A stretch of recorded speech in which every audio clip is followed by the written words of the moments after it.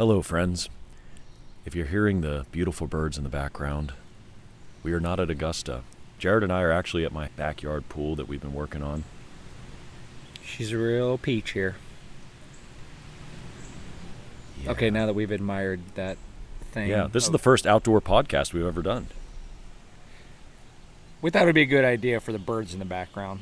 Mm-hmm. I don't know about the wind. If the wind's a problem, sorry. No, I don't think it's going to be a problem. Anyway, this is the 110th episode of the Rule Your Pool podcast. We're standing outside on my deck looking at this pool, which is crystal clear now. And after a week of doing the green pool cleanup, it took a while to get it clean. And that's what we're going to talk about. Clear water with a side of humble pie, because I made some mistakes during this green pool cleanup. And if you've watched this on Facebook Live, you will know exactly what I'm talking about. Jared, is there anything you want to rub in my face before we get through this? I'm strictly here just to tell Eric he's an absolute idiot and can't believe he fumbled this one so bad. So that's all I'm here for. I'm here for the non-moral support. And for the first time in Rule Your Pool podcast history, Jared has made a salient point. Mm-hmm. All right, let's get into it. Welcome to Rule Your Pool, the podcast by Orenda that explains and simplifies pool chemistry so that anybody, regardless of experience, can understand it. I'm your host, Eric Knight, bringing clarity to these subjects so that you can bring clarity to your water. If you're ready to rule your pool, then let's go. So I bought this fixer-upper house, and I went under contract in late December. I think it was December 27th, and this house pretty much needed to be condemned. But the homeowner did not take care of anything in the house, and especially not the pool. I don't know who was maintaining the pool. If you're listening to this podcast, thanks for listening, but what the hell were you doing? Like, this pool was not in good shape at all.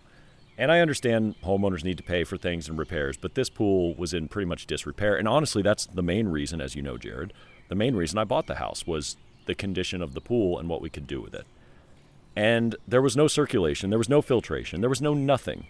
I would say your experience there is close to what anybody that bought a foreclosure and a pool company comes back there and it sits for a while, and it's green, leaves, tadpoles, you name it. Exactly what your pool was is not uncommon for a home that's in foreclosure for many months, and then a pool company has to come in and make it better.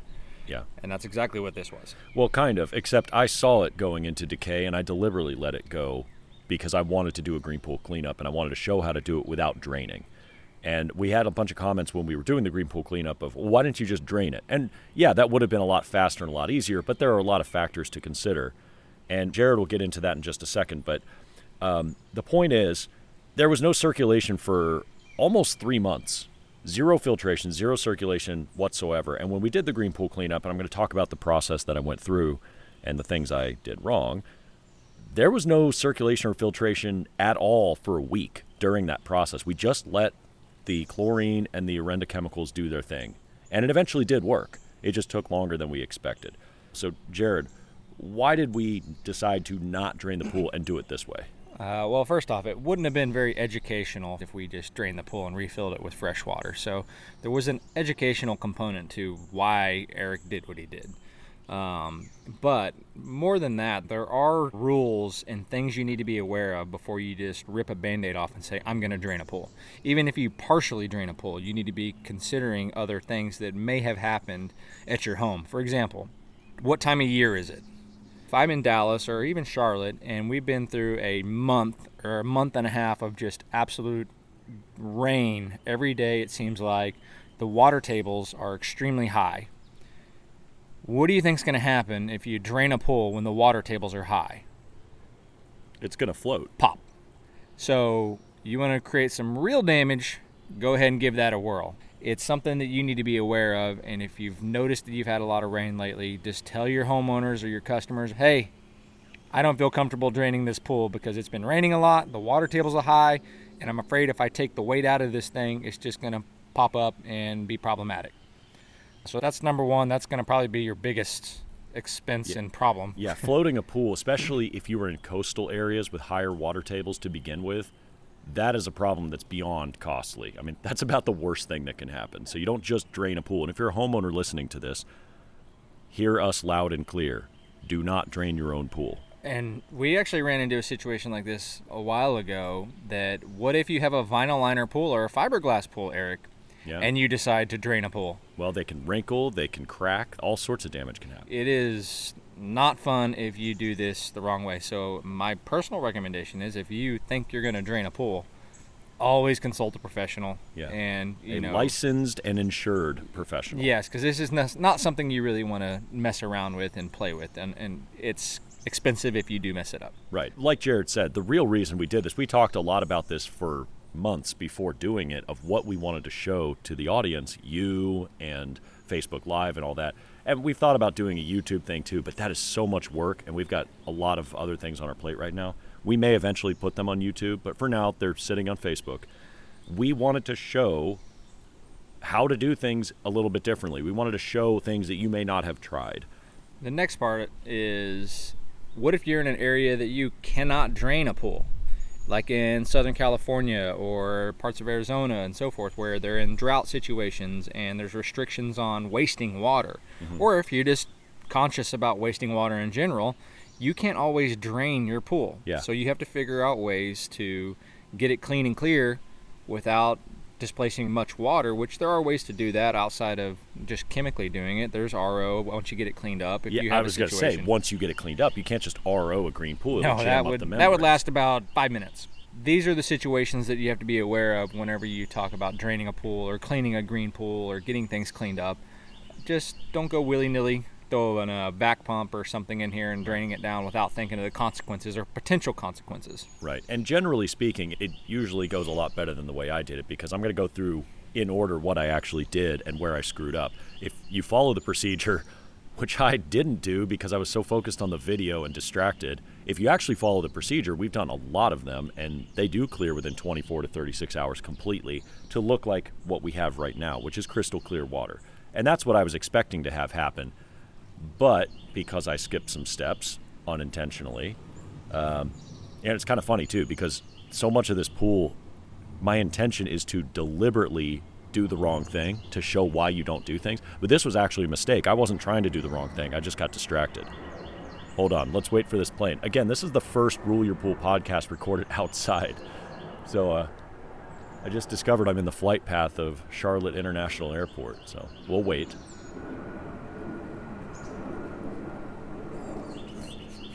It's funny. We're going to leave that in. I'm not editing it out. Okay. So, hold on. I just want everybody to know that unlike me listening to this podcast, which I don't do, and reading show notes, which I don't do either. We know. I actually did watch the Facebook Live video of you adding these things and going through the process. And I was thinking in my head, seems to be a lot of stuff in there still, and I don't see him brushing really. I hope this turns out well. Because it's live. You can't take it back. No. And turns out you're an idiot. Yeah. I'll eat that humble pie. I messed up, for sure. I was working all day, and I should have come out here and started netting the pool, but I wanted to document everything. So I came back here with my guy Rick, and we netted, I don't know, you saw it on Facebook Live if you watched. We netted, I don't know how many bags out, but I thought a decent amount out. It wasn't anywhere close. A few days later, I pulled out over 50 more nets of debris. I got 13 pieces of siding that had come off of my house that flew into the pool. And yesterday, when Jared saw the pool for the first time, he threw one back in. Well, I thought we were going to mess this pool up. I was just trying to facilitate the process. Yeah, jumping the gun. Anyway, I didn't get enough out. But the bigger issue was not just that I had piles of leaves, it's that I didn't stir them up. It'd be one thing if I had leaves in there, but if I had brushed thoroughly to stir everything up so that the chlorine and the enzymes could get under it, we wouldn't have had the same issue. Because what happened was days and days of this organic, it looked like mucus or snot. It just kept floating up slowly, and I just had this stuff covering the surface of the pool. And then I would go to try to net it, and it would kind of dissolve and break through and go right through the net. So there was really no way to get it out unless you filtered it, because I couldn't get it with a net, and it was at the surface, and you just kept seeing it come up and up and up, and the pool wouldn't clear. And I was losing my mind. I realized, oh my gosh, not brushing was the single biggest mistake. Had I done that, we would have gotten under it, and this would have been a much faster process. So then on Facebook Live, you probably saw this too, this may have been my certainly most dangerous mistake, because not brushing is just stupid. This was actually dangerous, and I apologize for doing this on camera. I can't believe I did. I did the white bucket test with chlorine to show that it cleared up. And honestly, as I look back on the video, it didn't actually look on video like it changed colors as much as it did in real life. In real life, it noticeably changed colors, but the camera didn't seem to pick that up as much. But it definitely cleared up that bucket a lot more than it looked. And I could tell, okay, we can shock this pool. It's not a copper problem. It's green from algae, which was obvious because we had an entire population of tadpoles and frogs living in it. I got distracted and thought, okay, well, here's a bucket of water. Now I'm ready to dilute acid. That's about the stupidest thing I could do because I just put chlorine in it. So I go and I get my measuring cup, and then I put acid in it, and immediately I recognize what happened. It turned highlighter yellow. I was going to say, did you get any fumes out of that bad boy? I backed away, and thankfully we're outside, but do not do that. As soon as it changed color, I was like, oh my God, I can't believe I just did this. Because that can create mustard gas. And so we backed away. I put it in the pool, and thankfully we were okay. But let that be a lesson to you. You Don't do that. mean to tell me pool guys make mistakes? Yeah, we all do. Hell, we teach this professionally, and I made the mistake because I was so distracted looking at the camera, and I got to eat that. And that's just real life stuff, everyone. When you're out there on a job, you're trying to clean it up, you're trying to get to the next job, you're busy, you're going to forget things. That's life. But hopefully mixing wrong chemicals is not one of those mistakes, because that's consequences that you're probably not prepared to manage. Yeah, it's dangerous. And of all things, as dangerous as that was, I was very fortunate to recognize it immediately and get it into the pool. And well, then it was fine. I don't want to say it's a good thing, but the fact that it could have been a lot worse. What if it were cow hypo? Oh, it would have exploded. It would have caught on fire. Yeah, like there's situations here where the type of chemicals you use and what you guys store in your trucks matters, right? Yeah. Every year we get text messages, since I've worked for Orenda, of another truck that has caught on fire from mixing different types of chlorine, and it's dangerous. It's you not got to even be very mixing careful. if moisture gets inside of trichlor, for example, or if it gets spilt on cow hypo and it sits there and just festers and boom. There's things that are in back of trucks or in your shed or wherever you're storing your chemicals that are very dangerous without proper storage and proper handling. So please, please make sure that you do things the right way. And again, like this pool is designed, or at least the whole reason I got this pool was to deliberately do things wrong. But that was a mistake. I did not mean to do that wrong, but I'm glad that you got to see it on camera of what that will actually do. I don't recommend. Let me make that mistake for you. Let me make the mistake of not brushing for you. Glad it happened to me on my pool, because if it happened to you and your customer, it would not be a good thing. So as soon as I saw the color change, I said, oh, we got to get this into the pool. And then kind of regrouped. Rick and I put in 6 gallons of chlorine, and he must have put in a 7th, but I don't remember him putting in a 7th. Which Rick's great, everyone, by the way. He's been super helpful. It just goes to show you, even though Eric pretends to know all these things, he still has to rely on a pool professional from time to time. I don't pretend to know anything mechanical. I understood the chemistry, although, here I still made mistakes. Knowing full well you should never do that. It's one thing to tell people when I'm sitting in an office or on the phone with a customer, no, don't mix those chemicals. It's an entirely different thing to be doing it myself while trying to explain it on camera. But mechanically speaking, I needed Rick. Rick not only had the equipment, but he had the know-how to actually operate my equipment, because I could blow something up. I don't know what I'm doing because I've never really touched equipment. And now I'm going to learn. And that's part of this process of ruling my pool, is to learn how my equipment functions before we renovate it, and then the new equipment pad and learning how that does it too. It's going to be a learning process. I'm going to try to document as much as I can, because now I'm a homeowner with a pool. I never thought I would have one, but I want to learn these lessons too and learn them along with you and share them with you. So we chlorinated, and then immediately I took the measuring cup and I measured out 2.5 quarts of PR 10,000 like normal, and we put it around the perimeter. Now, just a word of caution here. If you're going to add that much PR 10,000, I think it goes without saying, but I think we have to say it. You cannot swim in that pool with that much product. It will cloud up like nobody's business, and it needs circulation. It needs to do things before you can actually use a pool with that much product. Or with 6 gallons of chlorine in it. That too. It was green. I don't think people were trying to jump in and say, hey, let's have a pool party.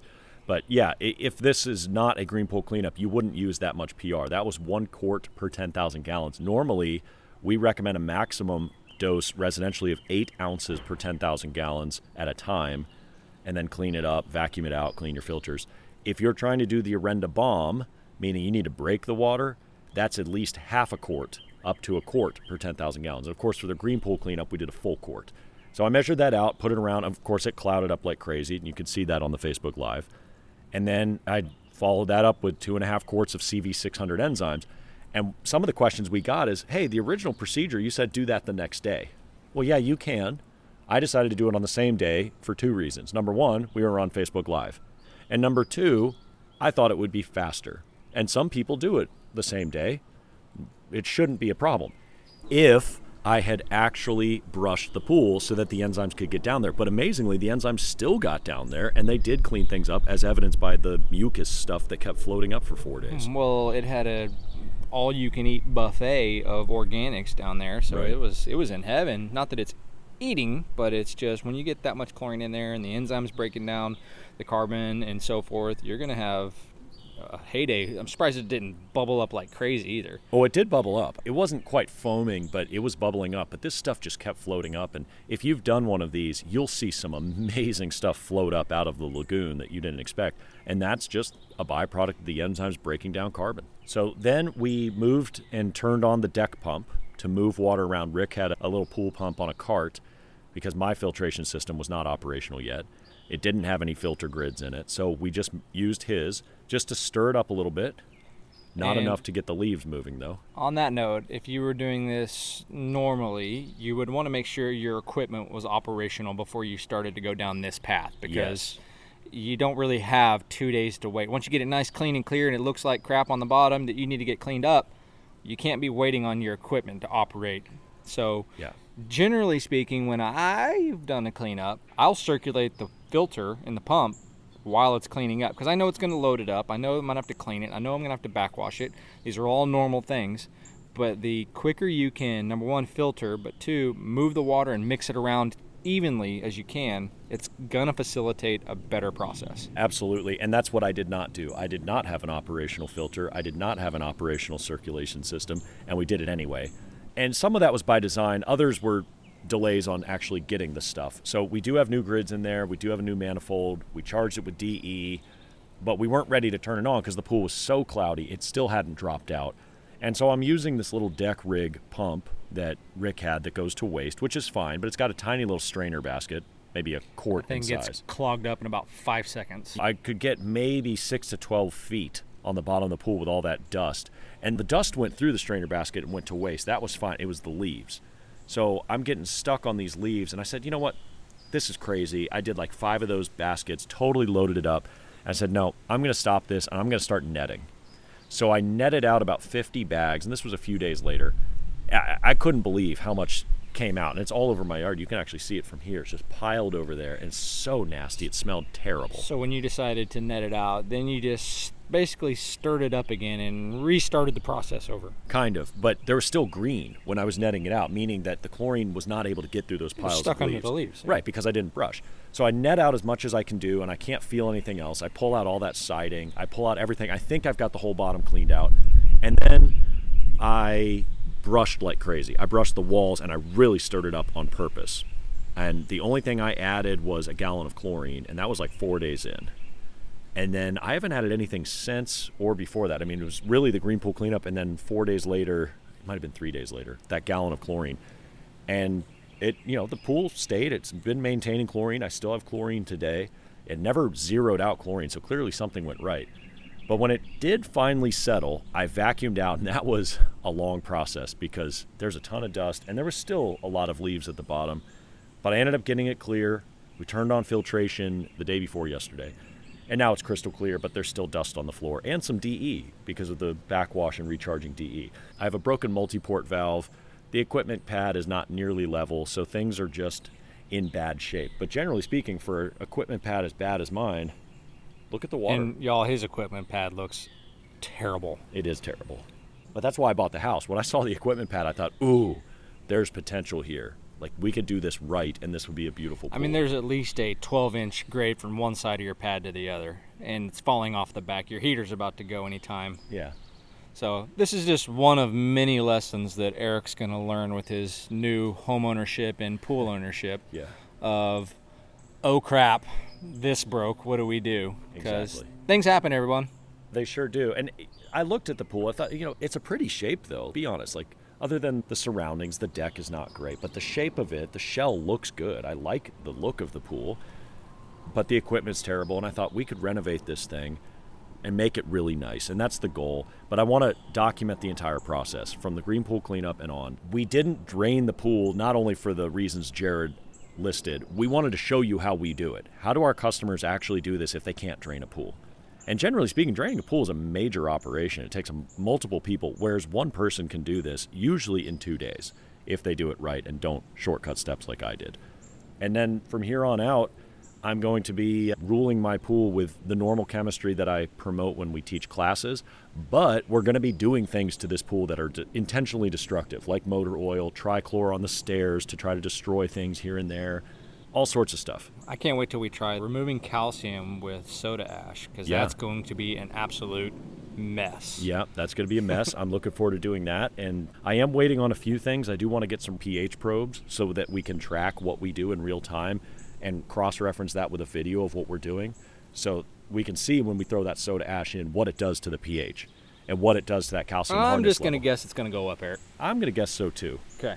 So anyways, we got the wind picking up, but this is the first outdoor Rule Your Pool podcast. This is the first time Jared's been here. Maybe the last time if he keeps up this attitude of telling me I do everything wrong. But it's been fun. It's actually, no, the process sucked. I'm not going to lie to you. It was very frustrating, but I'm glad that it happened to me. And that's really the lesson here. Let me make the mistake for you. Do not be in a customer's backyard and shortcut this process if it's a green pool. If you don't shortcut the process and you do net out the leaves, take the time, then brush, chemically hit it right, it will work. It always has before. That's why I was so confident it would for me. And it goes to show the importance of netting and brushing ahead of time. You know what you said just reminded me of? It sounds a lot like when we talk to guys that do startups. It's the exact same. It's like, hey guys, we know getting a bucket out there and filling the pool up, treating the water as it's being filled, and it is a pain, right? But it does make days 1, 2, and 3 so much easier when you put in the work on the front end. This is the exact same thing where if you do the legwork on the front end of your project or process, it will pay dividends on the following days. For sure. That's kind of like all our procedures. You learn from our mistakes. The startup did not happen overnight. I mean, it generated from an idea from Lupe in San Diego, and it evolved over time with the help of many builders and many different customers with their experiences. Our failures personally. We screwed a few of those up, trust me. I screwed 7 in a row up and didn't know what it was. And so now we have a really rock solid process, but it wasn't rock solid from the beginning. We rely on you to tell us where the problems are, and we find them out ourselves as well. And I learned a hard lesson here that you should take with you. Do not shortcut the process. Not only that, did you tell everybody the time you diagnosed a problem in the Northeast and you decided to go diving into a pool with an ear infection and had to go to the emergency room and have a lot of fun? No. No? Guys, we've learned a lot of stuff on the job, and one of them is don't dive into a customer's pool to try to solve a problem and hold your breath for a minute, because he's a swimmer, everybody. He thought he could handle it. No, unfortunately, when you're sick and you go diving in a pool and hold your breath, the results aren't good. Shout out to Randy. Randy, you're the man. Thank you for taking me to the urgent care on that one. But I think a lot of that had to do with the water being so cold. And yeah, I was underwater for a while. We go above and beyond and sometimes below the water. Below. I was going to say above and below. That's what we did. Anyway, this is the 110th episode. I think on the next episode, I'd like to have Harold on because the king has returned from his global voyage and see how he's doing and see what he learned. But yeah, I don't have anything else to add. Do you? No, this was fun. I hope we all enjoyed the nice ambiance of the chirping birds and the occasional airplane coming by. It just really gave us a nice feel of being at Augusta with our friends and enjoying the beautiful scenery out here at Eric's pool. Yeah. So there's a first time, and it could be the last time. I don't know. Yeah. Well, you keep up that attitude, it will be. Thanks, everybody. Thanks for listening. And as always, if you have questions, reach out to us. podcast@orendatech.com, and the help center is ask.orendatech.com. Hearing some great feedback from you, so thank you for that. Take care. Thank you for listening to Rule Your Pool, a podcast by Orenda Technologies. For more information on what we discussed in this week's episode, check the links in the description or visit www.orendatech.com. I hope you find this show valuable enough that you tap that subscribe button and share it with your friends. You can also like us on Facebook and social media. And with our help, you'll be able to rule your pool without over-treating it with chemicals and wasting money. I'll see you next episode.